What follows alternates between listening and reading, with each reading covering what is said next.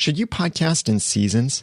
I'm going to share with you the pros and cons of seasonal podcasting, plus include some incredible thoughts from you and other podcasters. Welcome to the Audacity to Podcast, episode 211.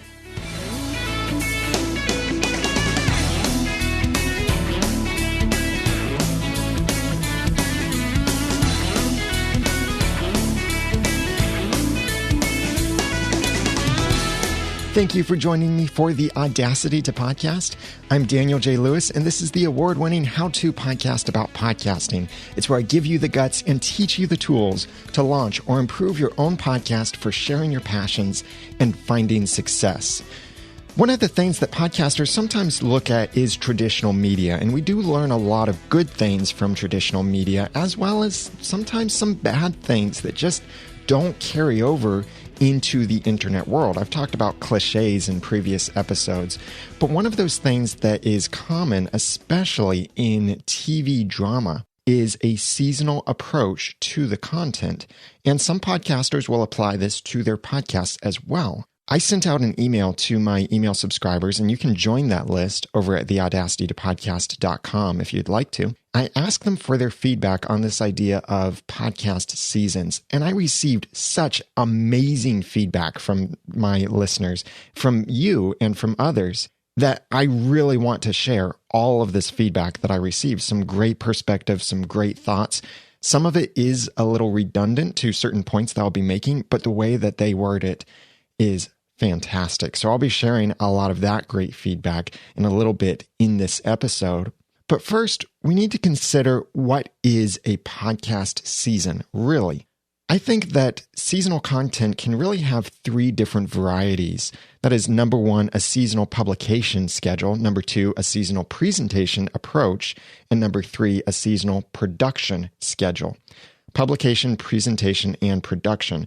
A seasonal publication schedule would be releasing episodes sequentially for any amount of time, really, going on hiatus, then returning with another release of sequential episodes, going on hiatus, returning, hiatus, return, hiatus, back and forth like that. Most TV shows follow this format where you see that they are on maybe for 10 or 11 weeks, then they're off for a few months, they're back on, they're back off, that kind of thing. Very common in television drama. There are also podcasts that are taking this approach. For example, Serial is the most famous podcast recently that's taking this approach, and in some ways is suffering a little bit from this because season one has ended and people are hungry for more content from Serial. Yeah, that was completely unintentional. But the other podcast that's an example of this is Michael Hyatt's This Is Your Life. He's now taking a seasonal approach to his content and to the publication schedule. That's the first way that you could do a seasonal approach to a podcast. And that's the most common way that people are familiar with, talking about the publication schedule. Number two, seasonal presentation schedule. This is where you focus on a particular topic, or you're taking some kind of repeated approach to different topics, and you're forming a mini series of sorts. This is kind of like a story arc in modern television shows where it's not just the monster of the week, but it is some kind of overall story arc that carries through in the season or maybe half a season. And every episode, for the most part, is moving that story arc along in some way. I think the Boagworldweb-design podcast is a great example of this, where they take a seasonal approach now to their content, to their presentation approach. For example, they had a season where it was just top 10 lists. They had a season that was about the tools. They had seasons about different topics, and every episode would focus on a particular topic, but it would come to that topic with a certain approach. This is really handy because it allows you to revisit previous topics, but from a niche approach.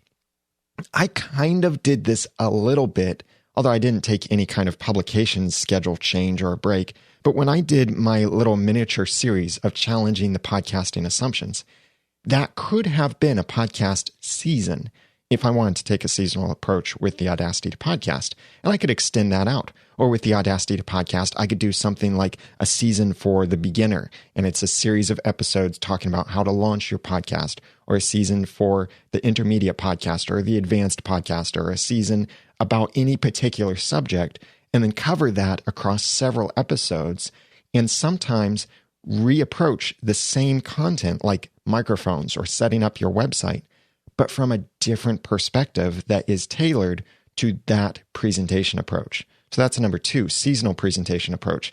Number 3 is a seasonal production schedule.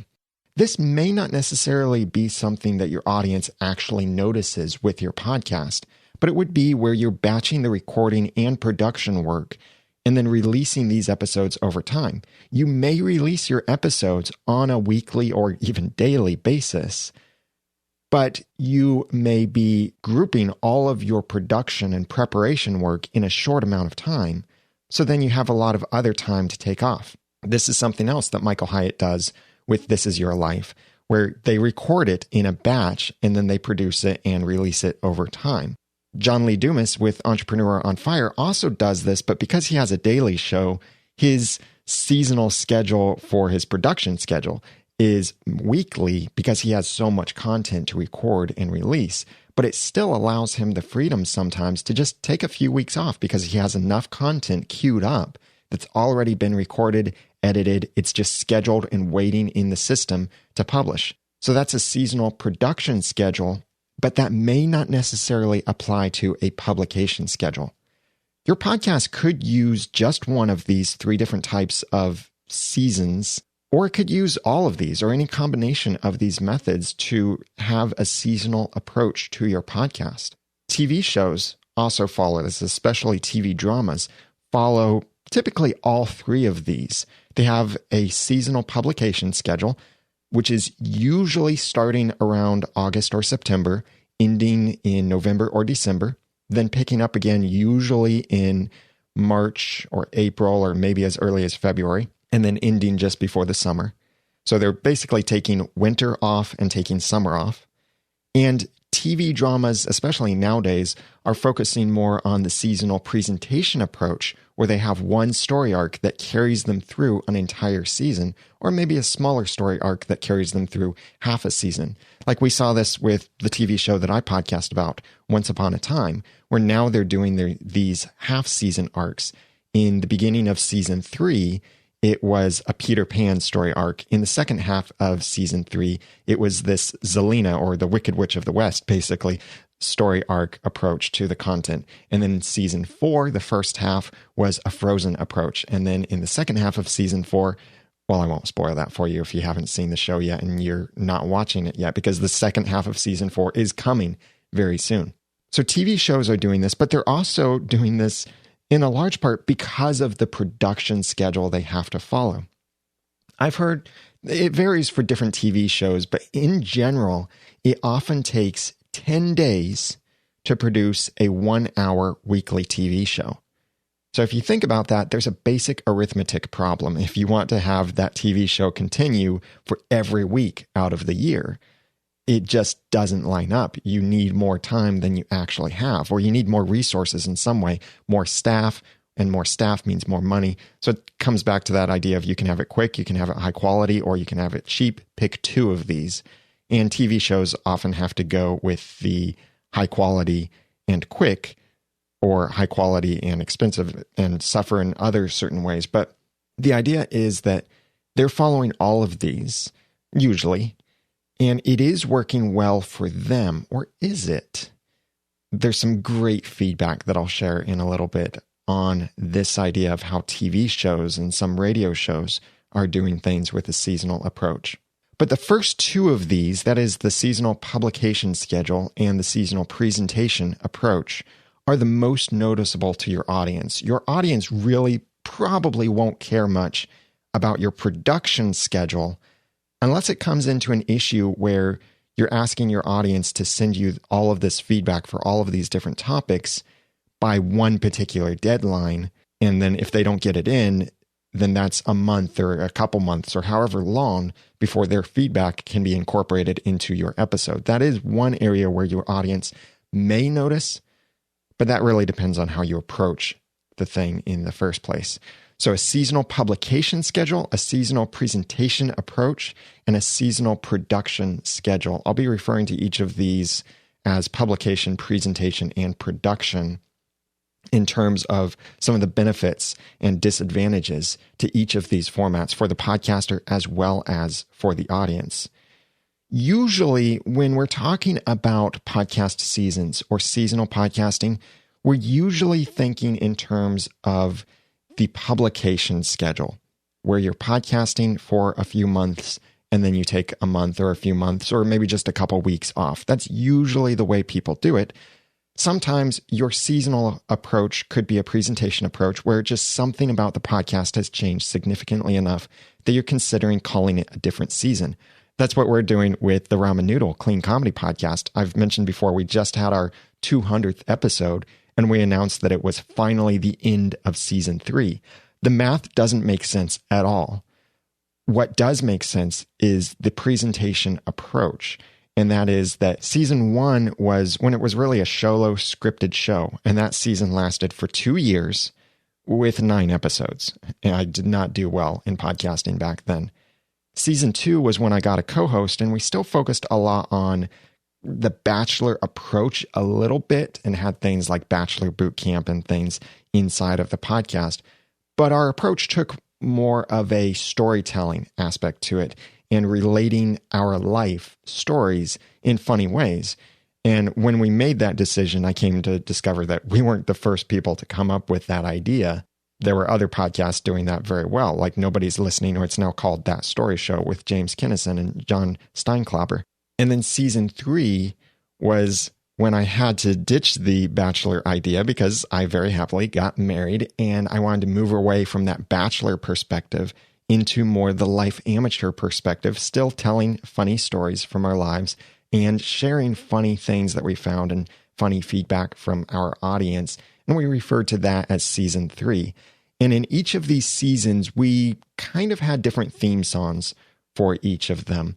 And after 200 episodes, then we decided, okay, that's the end of season 3. Season 4 is going to be when we switch to a video format and completely change the way we do the podcast. It won't be just funny stories anymore. It will sometimes be skits. It will sometimes be showing something funny, doing something funny, dramatizing something, telling a story maybe, but all kinds of different settings. And it will be in video instead of just audio. So we're calling that the 4th season. And we will take a seasonal approach because we recognize it'll take time to do these things. So we'll have a seasonal publication schedule and a seasonal production schedule, but maybe not a seasonal presentation approach. It depends on how we feel the video is going, whether we want to continue any kind of theme or maybe switch back to audio for a season, then switch back to video for a season. It's wide open for us like that. And as podcasters, you can really do whatever you want with your show. There are general recommendations of what might or might not be good to do. And that's what I want to bring out here are some pros and cons for you to consider for yourself and make this decision for yourself. I'm not going to suggest definitely one way or the other for you and your show. That's for you to decide. But here are some things for you to consider. First, the benefits of podcast seasons, specifically for the podcaster. I think that podcast seasons really benefit the podcaster, or you as the podcaster, the most, because you're the one who gets to benefit from the time off. So here are a few benefits to you to taking a seasonal approach and the different types of podcast seasonal approaches you could take. Number 1, it gives you a break from the stress of content creation. This ties in with the production as well as the publication seasonal approaches. It can take a lot of work to podcast, and maybe doing that week after week after week gets really stressful on you. You may only take 1 or 2 weeks off during the year, or those emergency times that you have to take off because you got sick or something happened. And it can get stressful depending on your show, depending on your passion for this, depending on not even just your passion, but depending on the project itself. Just because you start losing passion doesn't mean you're not passionate about the topic anymore. It could just mean you need a little break for a moment. So that's one benefit to having a seasonal podcast is you get that extra time to take a break from creating content week after week after week or day after day after day. That would be really hard if you're a daily podcaster. That's benefit number one. Benefit number two to seasonal podcasting for the podcaster is it frees your time in a hiatus to work on the upcoming season and make it even better. This ties in with your production, with your publication, and maybe even with your presentation approach to your podcast seasons.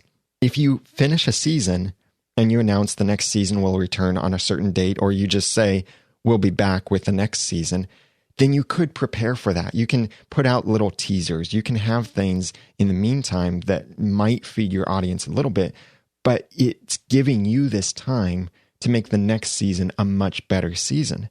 Just think what a break would do for your podcast if you took even just a 1 week break and took all of that time you would normally use for releasing an episode on that week and instead use that time to plan out your upcoming, quote, season, unquote, of your podcast. How much better would your podcast be if you had that kind of roadmap for it? You could consider that a different season then. I do recommend that you try and incorporate those planning sessions regularly into the rest of your podcast production so you know where you're going with your podcast. But sometimes focusing very hard on it and coming up with that roadmap for several episodes, or maybe for 50 episodes, can be really powerful and really help you with your podcast.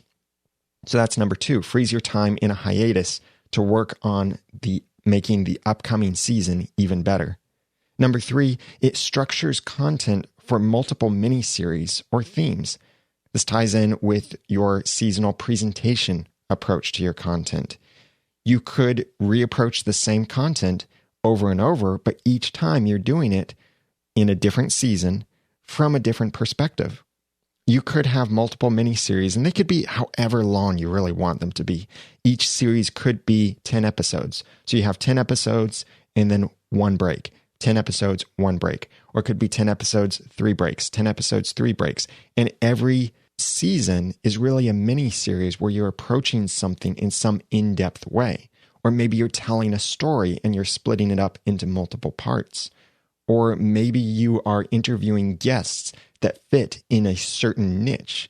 So for the next 2 months, you're focusing on the entrepreneur niche. Or maybe it's even more niche than that. You are focusing on the local entrepreneur for a particular city in a particular state. Then after that, your next season focuses on entrepreneurs in a different city and state. That's number 3, structures content from multiple miniseries or themes.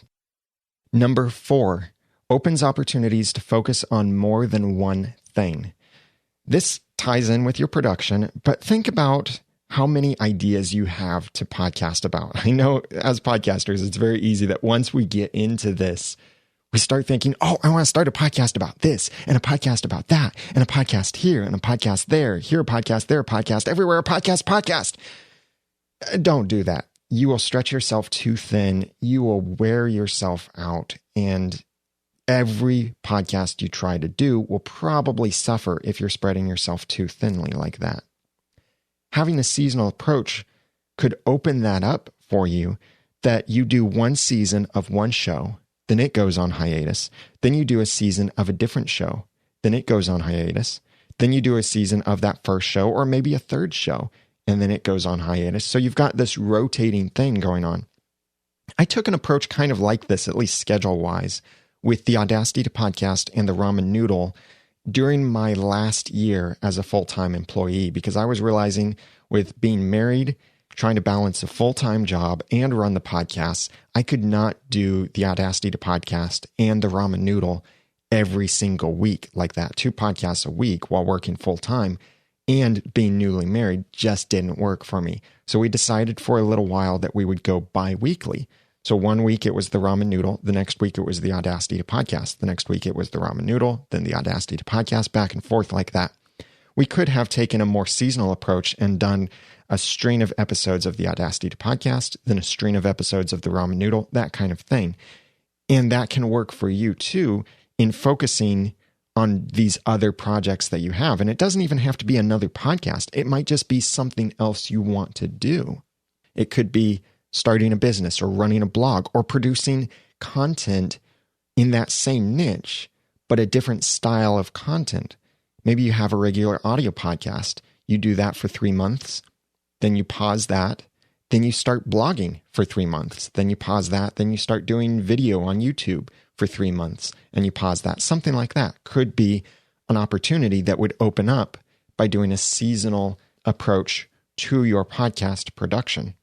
That's number 4. Number 5, easier crowdfunding or sponsorship negotiation for an entire season.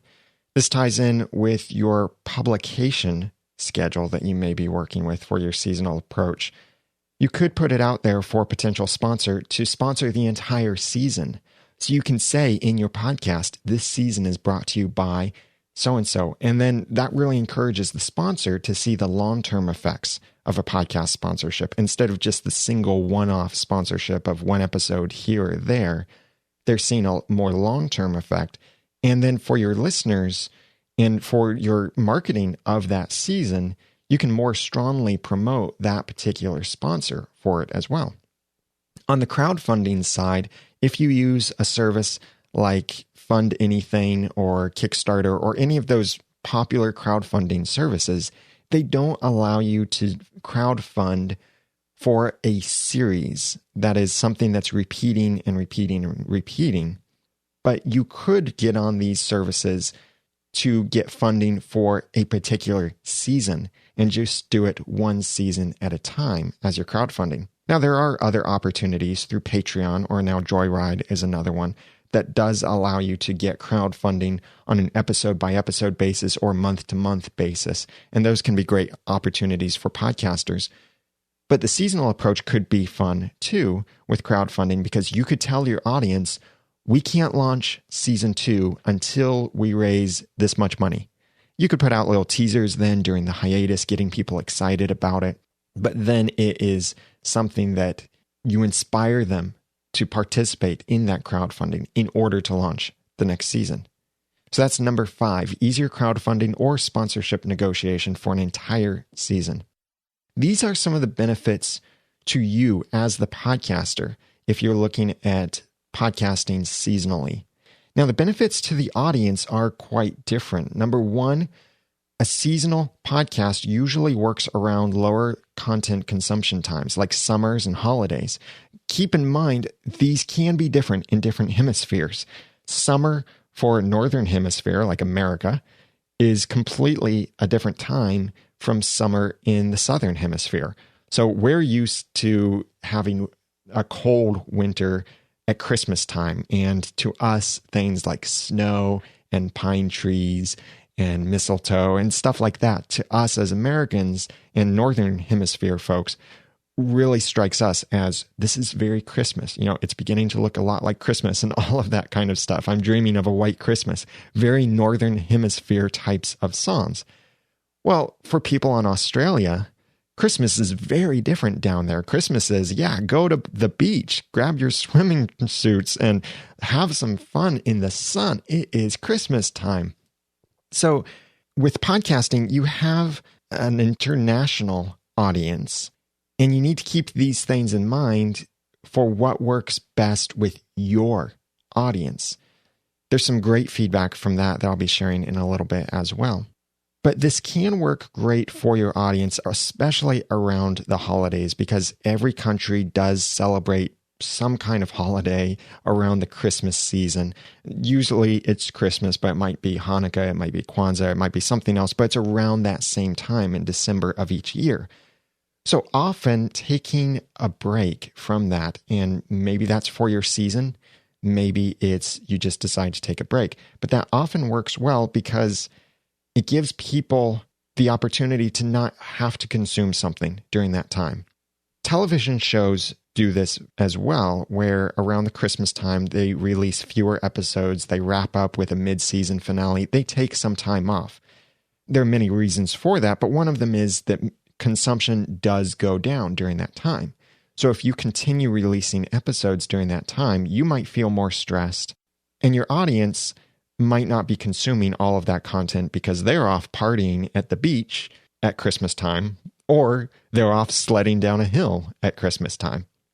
So these low consumption times like summers and holidays could be a good time to take a hiatus. Could be. Just remember that. Could be. Because there's some great feedback that I'll be sharing in a little bit on this. That's number one benefit to your audience. Number two benefit, it builds anticipation for the show's return. This ties in with your publication and presentation schedule. When you take a hiatus, people start really looking forward to the return of the show, especially if you're putting out little teasers and you have some kind of date announcing when you'll be back. You could put a countdown on your website to say the show will return in so many days, so many hours, and so many seconds, and it can build anticipation up, which can then help you often get more attention in certain podcast directories and circles. This is how my Once Upon a Time podcast has been featured more than once in iTunes New and Noteworthy, not because it was new. New and Noteworthy is really two different categories. It's new podcasts and noteworthy podcasts. And I'm not the only podcast that's been in there more than once. I've seen a bunch of podcasts be in there more than once, and it happens all the time. Our Once Upon a Time podcast was relisted in New and Noteworthy because the podcast returned from a hiatus and the TV show returned from a hiatus, and the anticipation was really building for the return of the TV show, and that fit along really well with putting our podcast back in New and Noteworthy. And it got more attention then because people are watching the show, and then here's this podcast that's featured about the show. So it built that anticipation by having a seasonal approach. Whereas if we were just continuing on week after week after week, there might not be as much anticipation building for the return. Because, yeah, we've had the podcast all this time, but the TV show will be back. But the podcast has always been here. I know there's a flip side to this, and I'll get to that in just a moment. That's number two. Number three, a seasonal approach covers topics more thoroughly, which can be great for your audience to really understand something a lot better. This ties in with your seasonal presentation approach. Your audience may want more than one episode on a particular topic. I think of the Boagworldweb-design podcast, and when they did this series for a whole season of talking about the apps, web apps, tools, mobile apps, it was a great resource. And it allowed them to share so many more tools than if they'd just done one episode, because they could share a collection of tools and talk about them. And then in the next episode, it's more tools because it reminded people of great tools that they use in their own workflows. And they could send those in as feedback, and just episode after episode after episode of great tools for web designers and website owners. Because of that seasonal approach, they could cover that one basic topic, tools for web design, much more thoroughly. You could do that in your podcast as well, and your audience might really benefit from that. That's number three. Number four, seasonal podcasting encourages consuming or reconsuming the content archive during the hiatus, especially if you have a seasonal publication schedule. When people aren't receiving new content from you, if they're really loyal to your show, it's possible that they'll go back and listen to episodes or watch episodes that they haven't gotten to consume before, especially if they're jumping in somewhere in the middle of your show and they've been following you for your weekly show for a while. Then you take a break and they don't have that content. They'll be hungry for that content so they can go back and consume some of your older episodes. And you could even end your season with recommending specific episodes to people, to say something like, we're going to take a 5-week hiatus and return with season 2. During that 5-week hiatus, I really recommend that you listen to episodes 1 through 5. That can be a great way to encourage more connection with your content without having to keep producing content, especially if you've got a large catalog of content out there in previous episodes. That's number 4. Number 5, a seasonal podcast approach makes it easy for your audience to catch up on podcasts, not just yours, but other podcasts that they are consuming. This is your seasonal publication schedule where you take a break from podcasting. I actually like it when podcasters take a break because I am subscribed to too many podcasts, really. So when a podcaster takes a break, it gives me that opportunity to catch up on their podcast as well as other people's podcasts. So I can often be on the same page as they are once they return with their podcast. Or I can catch up on the other shows that I've been wanting to listen to as well, but just didn't want to sacrifice my time with the main shows that I'm listening to. This is more of a smaller thing for those people who listen to a lot of podcasts. But what Edison Research is finding that's really cool is that podcast consumers are consuming more spoken word content than non-podcast consumers. So it's not just they're listening to more spoken word content, period, but they're listening to more audio throughout the day. I think a lot of that is because they're discovering how portable podcast consumption is, and they can listen to podcasts while they're at work, while they're exercising. They can consume this great content, and they get exposed to more and more great content that really interests them. So they end up consuming a lot more instead of just listening to the radio all the time, which may or may not be as engaging for them. So I think we will see a day where not just more people are listening to podcasts, but the people who listen to podcasts will continue listening to more and more podcasts. It's kind of like once you see a TV show you really enjoy, you might then decide, oh, I wonder what other TV shows are out there that I might really enjoy. Or you read a great book in a particular genre and you decide to go out and discover what other great books there might be. That is growing in podcasting as well. So these are the benefits to both you as the podcaster and to your audience for having a seasonal approach to your podcast. But there are some disadvantages as well. Here are the disadvantages to you as the podcaster. Number one, it's easy to lose your motivation during the breaks. When you're doing this seasonal approach with your production and your publication, sometimes it may feel like a chore, not only to produce the podcast week after week after week. When you get that break, you may really enjoy that break.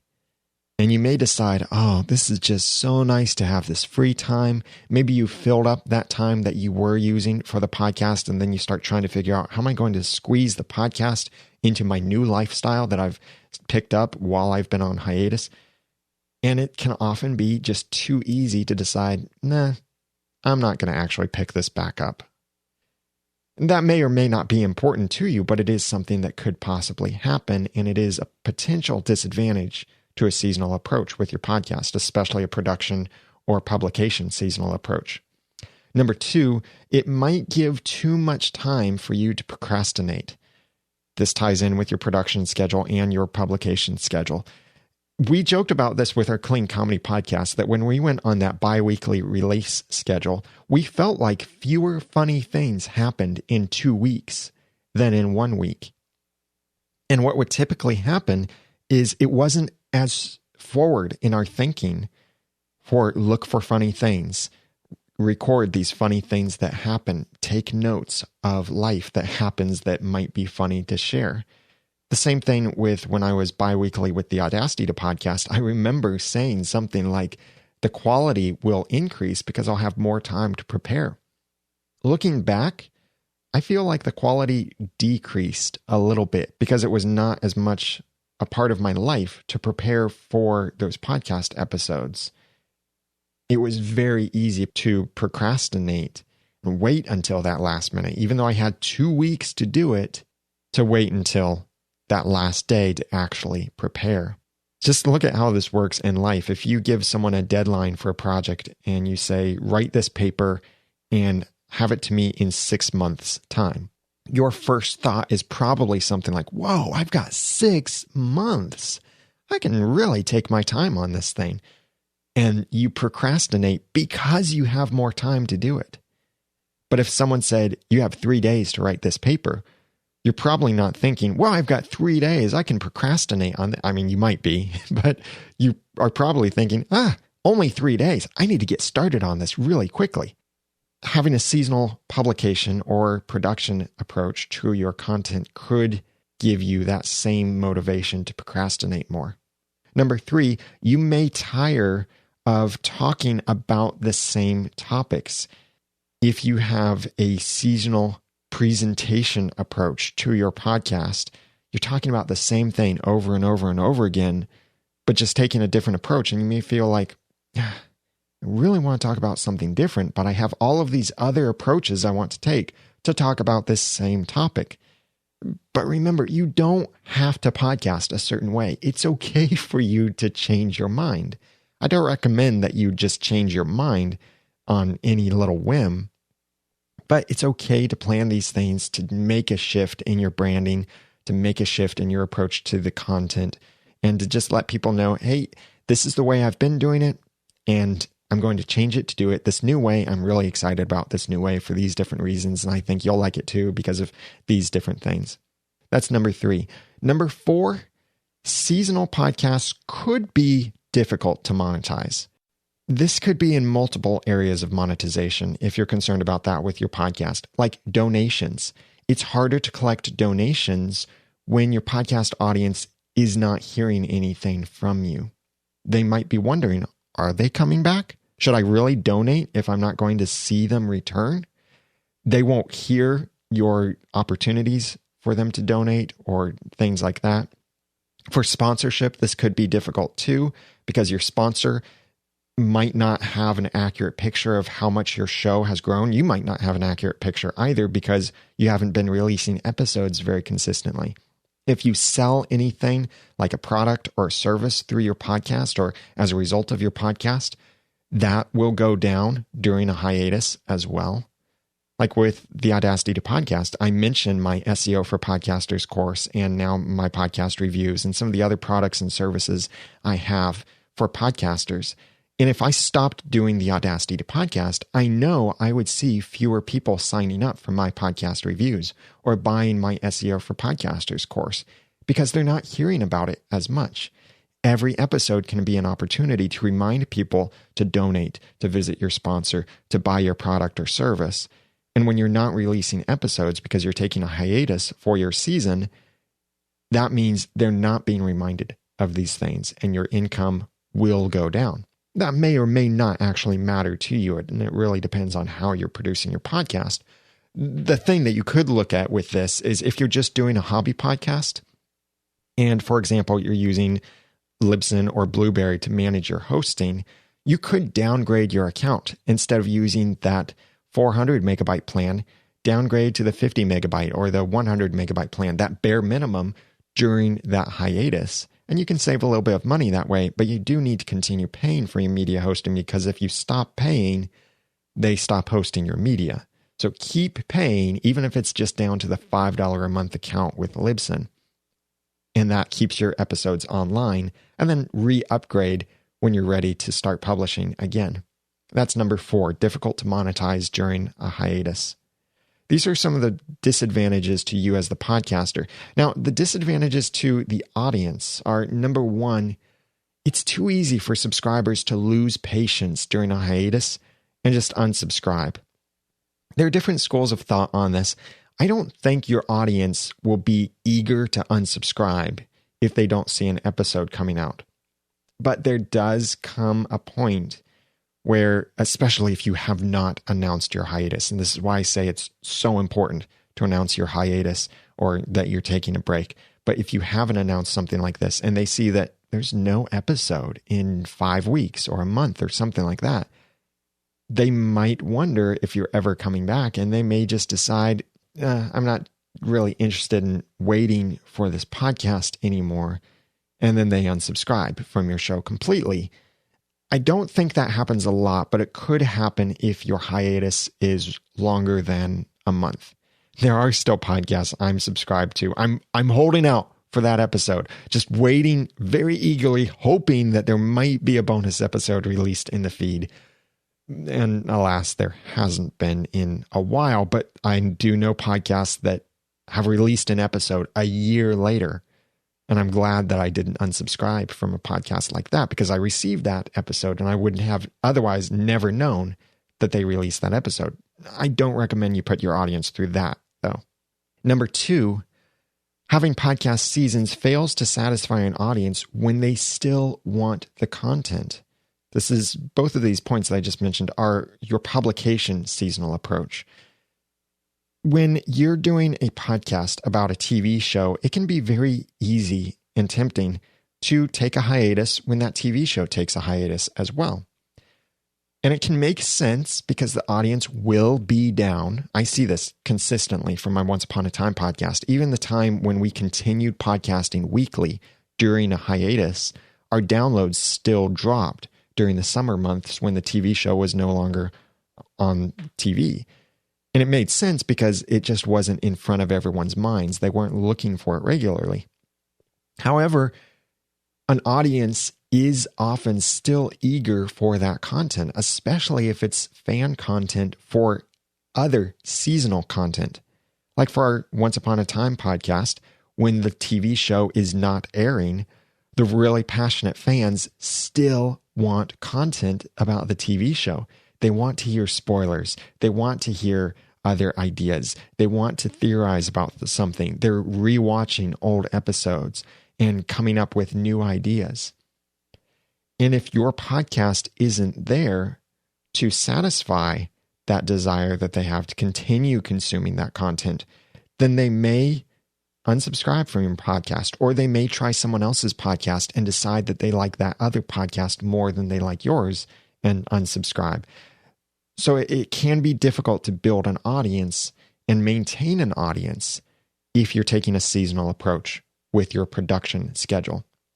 Number 3, a seasonal podcast schedule is more difficult to build that audience because you're not putting out as much content. If you're putting out an episode every week for 3 months, then you take 3 months off, then you're 3 months on, then 3 months off, very similar to how TV shows do it. In a year, you've only released 26 episodes instead of 52 potential episodes. So that's half as many opportunities to grow your audience. And producing content consistently over time really is the best way to continue growing your audience. I cover this in my SEO for Podcasters course over at the audacitytopodcast.com/SEO, because it's more than just the information about meta fields and keywords and that kind of thing. But one of the things I talk about there is that search engine optimization ties in a lot with how frequently you produce content. Every piece of content you put out is another opportunity to be indexed by search engines. It's another opportunity to use a new collection of keywords, short form and long tail keywords, that it might just be that single word like podcasting, or it might be something more specific like how do I podcast with Audacity?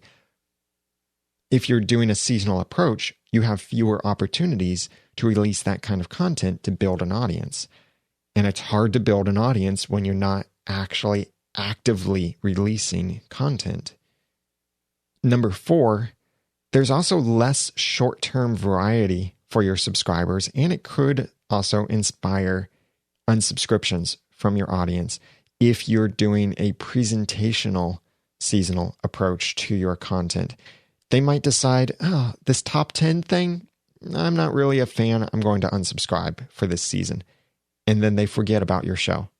Or if you decide that you're going to do an entire season just for the beginners, then everyone who's not a beginner who listens or watches your podcast will probably decide, I don't need this. I know this stuff already, and they'll unsubscribe. That's why I'm not going to do any kind of season that's all for the beginner or all for the advanced podcaster, because I know that will alienate the rest of my audience and in the long run really hurt.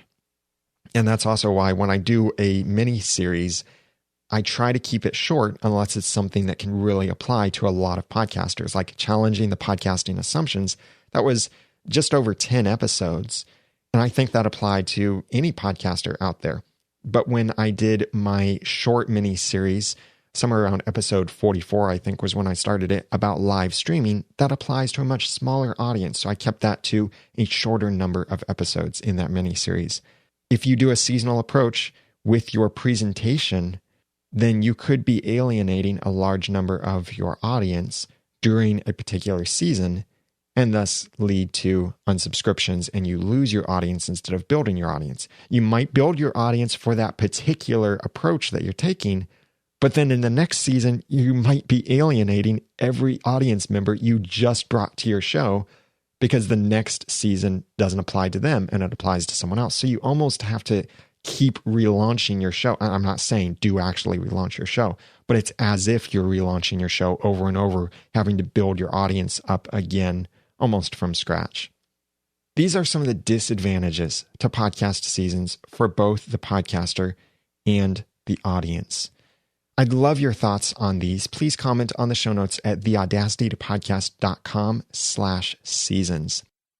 I received such great feedback from you and other listeners on this idea of podcast seasons. I emailed my email list and asked them, what do you think of podcast seasons? And I shared some of these ideas of the pros and cons for each of these. And I received such amazing feedback that I want to read all of this feedback to you. This came in from Mike from In the News.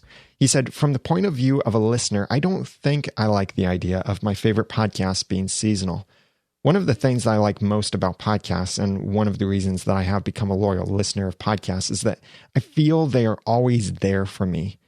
Even during the times that my favorite TV show or other programming are off or on hiatus, perhaps even especially because of that. I feel like I can always count on my podcasts and podcast creators to be there whenever I feel like listening to them. From a podcast creator point of view, however, some of the points are valid, and I have to say I've never thought about them before. It sure would be nice to take a few weeks or longer off to research new topics or upgrade my website or explore new relationships, etc.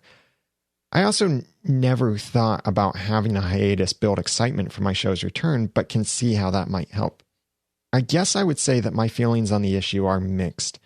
I know podcasters can't work 365 days a year, so I would never begrudge anyone a break. At the same time, I'm happy that my favorite shows produce more consistently than any other forms of media, such as television. Thank you, Mike from In the News. I have a link to his show in the show notes for this episode at theaudacitytopodcast.com/seasons. And I'll be linking to all of these other podcasters who sent in feedback and included the link with their podcast. Jeff Holbrook from Daggers of the Mind said, I think story-based podcasting can be seasonal. I think live morning show type podcasts should be there on a consistent schedule all the time and become part of someone's routine. It all comes down to the content. If your morning show stops for a few weeks, another show will fill the vacuum. People are used to breaks between movies, TV series, books, and other episodic content. People work all summer and need to listen to informational and motivational shows on a consistent schedule. Once you establish that routine in them, they may feel betrayed slightly and find someone else to fill that void. They may like them better than you if they aren't let down a couple of times a year. Thank you, Jeff, from Daggers of the Mind. Great points there. Byron Friday from Byron's Bike said, content delivery intervals make no difference to me. I prefer to receive push notifications via email or SoundCloud app. I don't use the bloatware iTunes for podcast subscriptions. For some content creators, I think the batch production method that Michael Hyatt switched to makes a lot of sense. Thank you, Byron. From Crusaders Media, they said, I think it's a win-win for everyone and right up there with television podcasting. Fiction podcasting needs seasons as well, I'm finding. Yeah, I really agree. Fiction podcasting, drama podcasting, something like that, entertainment style podcasts can work really well with seasons.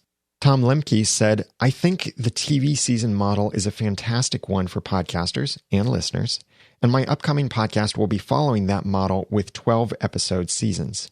I feel that taking the pressure off on constant content creation is one of the biggest pros. Doing it this way will allow me to batch process pre-production, lining up guests, etc., production, and post-production, thus saving precious time and avoiding the feeling of having to juggle all the plates at once.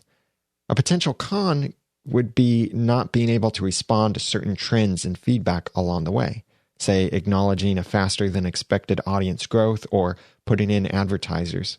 But I think this can be minimized if I save episode finalization for the week of release and add a postscript as seamlessly as possible. I can't count how many podcasts I've lost track of around the holidays or other life events, annual or otherwise. They keep going and I'm left behind. I could catch up, but the steady stream of content makes it feel like an impossible task. At least if there were chapters, so to speak, as in a seasonal situation, I could focus on finishing one season at a time and get a sense of closure from each one. I think non-seasonal content is good for a current eventsy podcast, like a political commentary that works just as well for terrestrial radio. But since we're not doing terrestrial radio, why play that game? Why not be like the old radio dramas or TV seasons as mentioned? Thank you, Tom. Matt said, I produce in seasons. He has a show on YouTube, and I'll have a link to that show when I find out what it is in the show notes for this episode. I produce in seasons because it's the only way I can do it. I can film about 6 episodes on a Sunday morning when the house is empty, and it then takes a month or so to edit together. That makes a season. Personally, I'd rather release a constant stream of episodes, but it's just not possible. I've toyed with the idea of doing fortnightly episodes, but that doesn't seem any better than seasons of weekly episodes. Great ideas, Matt. Great feedback there. Josh Rivers from Creative Studio Academy said, I have a podcast that I started intentionally planning on a seasonal format. For me, the reasoning was that I'm going with an academic frame. Schools, colleges have semesters or seasons. I'll be closing the second semester in a few weeks. Between the first and second semester, I took 3 to 4 weeks off. I did notice the numbers drop even when I started back up, so I think that was too long.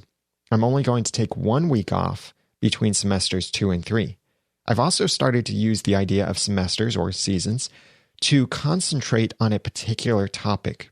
My over topic for the podcast is online content creation. The first semester was just a bunch of miscellaneous episodes.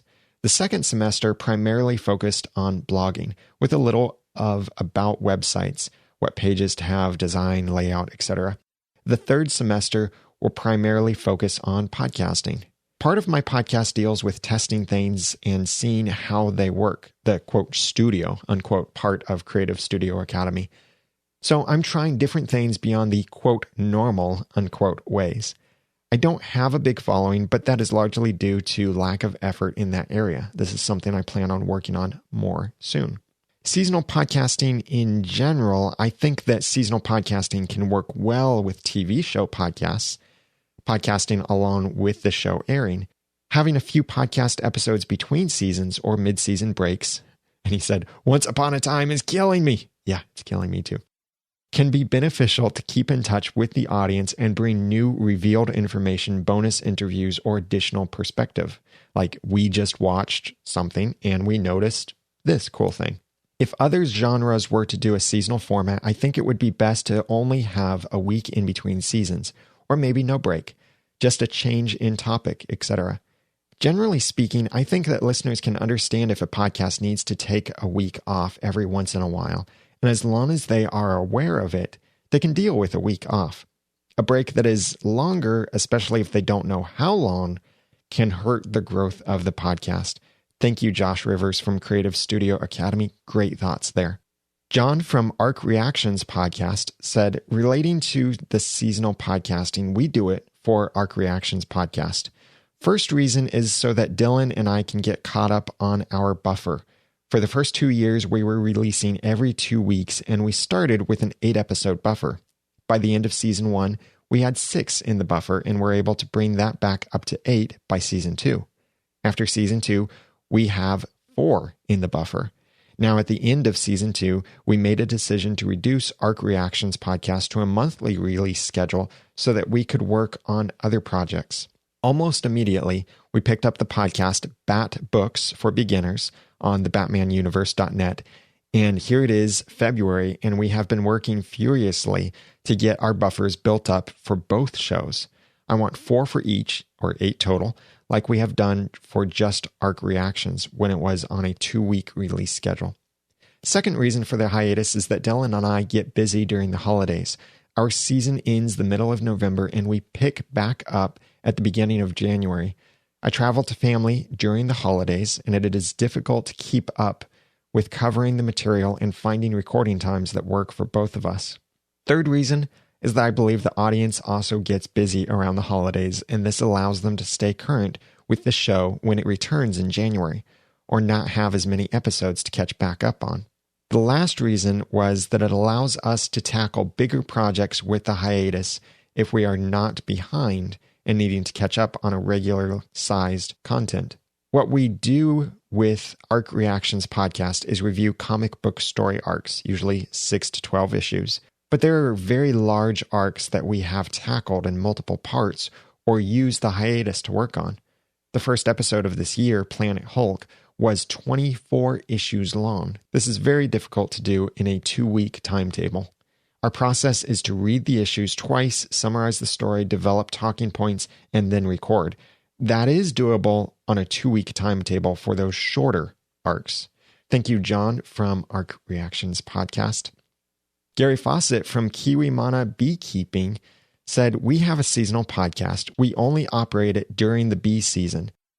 Being beekeepers, this makes sense to us. We focus on building equipment over the New Zealand winter, June and July, each year.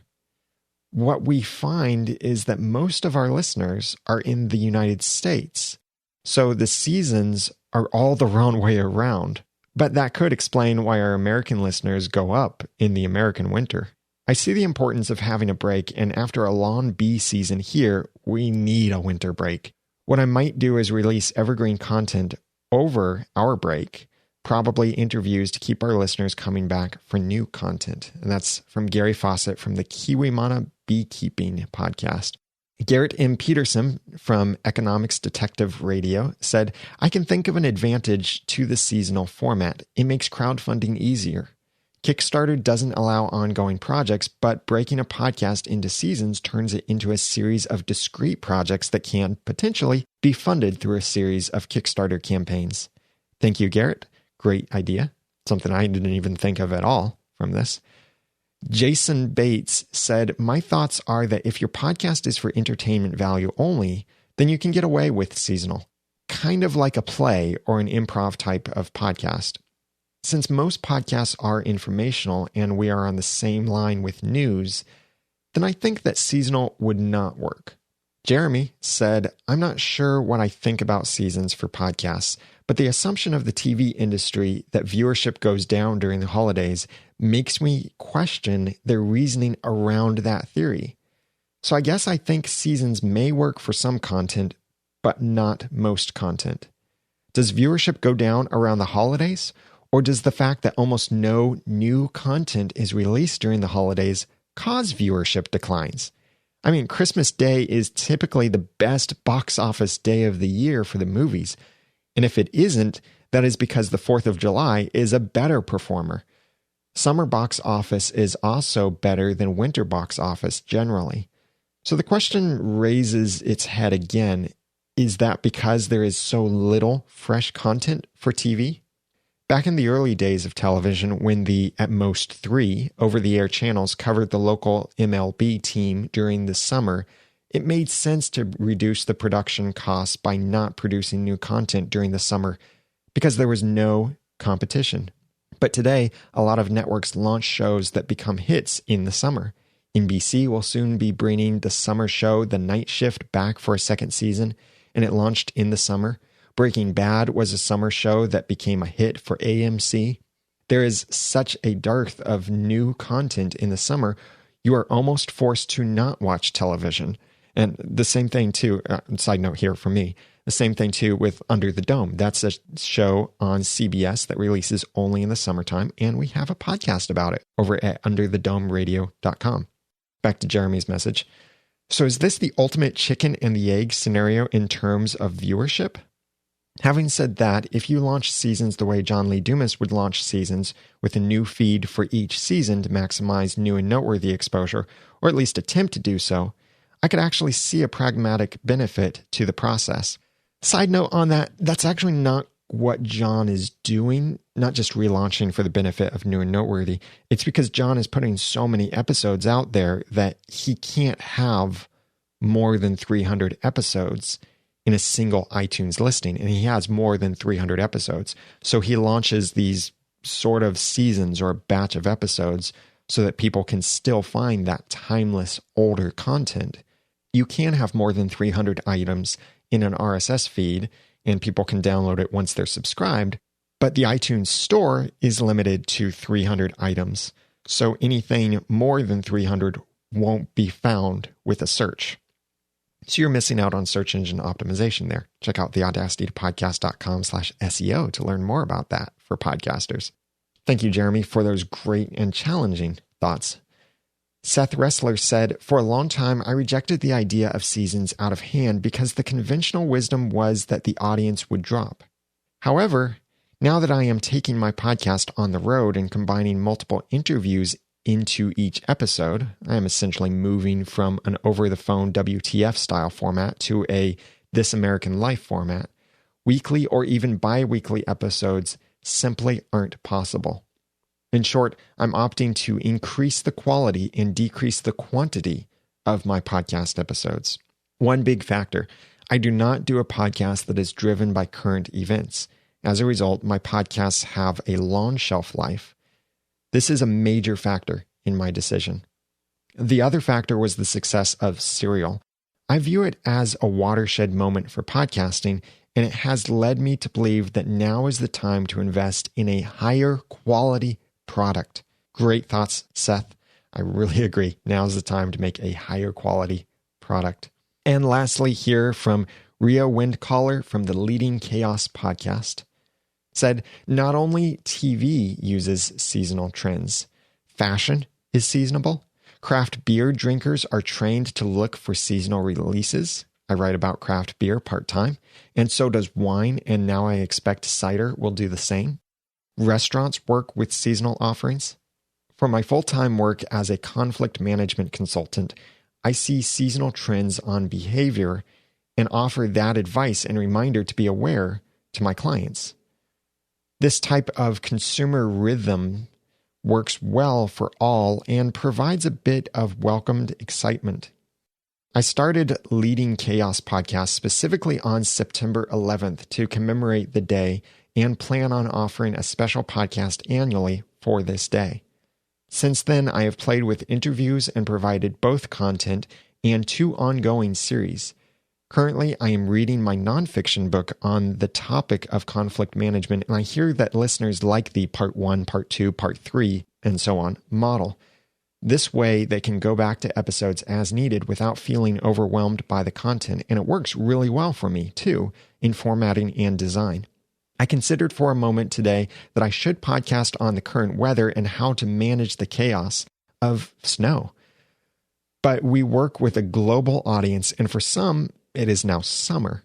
Side note here, it's still timeless content because someone will probably still experience snow at some point, unless they're in Texas or Mexico. If one goes for a seasonal thread in the world of podcasting and online media, it is imperative to stay in the global mindset and keep it relevant to all. Great thoughts, I think, to lead out on from Rhea Windcaller from the Leading Chaos podcast. Thank you very much for the great feedback. I hope you really appreciated this feedback as well. That's why I wanted to spend extra time, make a longer episode here to cover this fantastic feedback that came in. Please check out all of the podcasts of those that sent in this great feedback and share your own thoughts and ideas from your perspective as a podcaster or your perspective as a podcast consumer about podcasting seasons. Go to the show notes at theaudacitytopodcast.com/seasons for episode 211. I'll save my thanks for the great podcast reviews I've received. Thank you very much, by the way, for those. For next week to thank those people specifically. But if you'd like to get your own podcast reviews emailed to you automatically from across the world through iTunes and Stitcher, go to mypodcastreviews.com. I'd love to help you improve your podcasting. You can contact me through the website at theaudacitytopodcast.com and suggest topics and send feedback for future episodes as well. Now that I've given you some of the guts and taught you some of the tools, it's time for you to go launch or improve your own podcast for sharing your passions and finding success, regardless of whether you do seasons or just a straight run. I'm Daniel J. Lewis from the AudacityToPodcast.com. Thank you for listening.